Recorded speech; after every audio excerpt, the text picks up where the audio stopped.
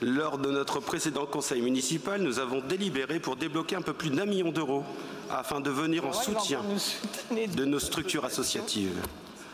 En raison de l'importance de la somme accordée et pour observer concrètement l'impact que cette mesure a eu sur nos administrés, il aurait été de bon ton de fournir et de présenter un rapport d'activité. Un rapport contenant le nombre d'adhérents enregistrés cette année, le nombre de personnes bénéficiant d'aide à la licence et la performance de nos structures à l'échelle locale et nationale. En plus de ces éléments statistiques, un rapport qui fournirait un regard encourageant et bienveillant sur les structures en voie de développement et de performance, ces structures qui font notre fierté et qui contribuent au rayonnement de notre ville. Ce travail aurait également été pour vous l'occasion de définir votre orientation politique, votre vision de l'accompagnement vers le haut niveau et une manière concrète d'accompagner l'évolution de notre budget consacré au sport. Nécessaire pour que le sport à Lille ne reste pas au format 33 tours. En effet, notre groupe s'interroge face aux choix politiques de votre majorité. Votre majorité diminue depuis 2 ans son enveloppe allouée au sport. Elle a alloué en 2021, lors de son premier budget, un peu plus de 25 millions d'euros. Pour le sport, cette année, le budget qui est consacré est de 20 millions d'euros, soit une baisse de 18% en 2 ans. Vous n'êtes pas sans savoir aussi que vous avez budgétisé 98 postes alors même que ne sont pourvus que 87,25 ETPT en 2022, dont 19,30 sont non titulaires. Au travers des multiples délibérations, vous faites très rarement allusion au prochain JO, si ce n'est l'ouverture d'une ligne budgétaire de 50 000 € dans le budget général pour l'acquisition de places pour les épreuves des JO 2024 qui s'y dérouleront au Decathlon Arena, stade Pierre-Mauroy.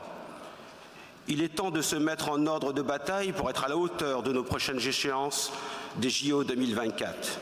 Associons nos acteurs pour vivre ce moment magique, une très belle occasion pour faire rayonner notre territoire et valoriser nos acteurs. Dois-je vous rappeler que le sport est une vraie locomotive pour l'épanouissement et l'éveil de nos administrés. Il permet le développement des plus jeunes, la création des liens sociaux et le rassemblement des citoyens autour d'un même sujet, un sujet qui les unit. Comment la ville, centre de notre métropole, qui se veut ambitieuse, peut-elle en arriver là ? L'incident relaté par La Voix du Nord mi-janvier nous donne un exemple concret du dysfonctionnement manifeste des services et des problèmes de communication et de suivi dont souffre parfois le sport à Lille, sans douter de la bienveillance de nos services, bien entendu. Pourriez-vous nous indiquer quelles sont vos solutions pour pallier à ces carences? Existe-t-il un service d'astreinte? Sinon, pensez-vous pouvoir le mettre en place? Concrètement, quelles leçons tirez-vous de ces événements? Comptez-vous faire un audit sur les créneaux horaires de nos installations sportives? Pour revenir aux subventions de fonctionnement, nous devrions actualiser la grille d'évaluation en adoptant des modèles en phase avec leur temps, ce qui nécessite bien entendu une réévaluation rigoureuse du budget pour garantir un processus d'évaluation juste, efficace et qui réponde aux attentes de l'OMS. Il est également important de noter que les subventions sont faites par année civile. Peut-être est-il temps d'apporter de la pertinence et de la logique à votre gestion en les appliquant par saisonnalité, cycle de fonctionnement normal des associations sportives. Dans l'état actuel des choses, nous délibérons en décembre, avec une signature bien souvent des conventions au premier trimestre, pour un paiement arrivant en moyenne en février ou mars. Ces structures perçoivent donc une dotation en différé, générant ainsi des tensions, des difficultés de trésorerie, des frustrations inutiles. Certains dirigeants sont contraints et forcés d'avancer les frais parfois, et c'est une réalité qu'il faut prendre en compte pour définir nos politiques locales. L'impact que ces dernières ont sur nos administrés. Afin de permettre à ces structures de se projeter et d'envisager leur développement, pourquoi n'envisagez-vous pas, comme nous l'avions proposé en 2021, un financement pluriannuel? Cela apportera plus de sérénité pour ces structures qui font vivre le sport depuis toujours.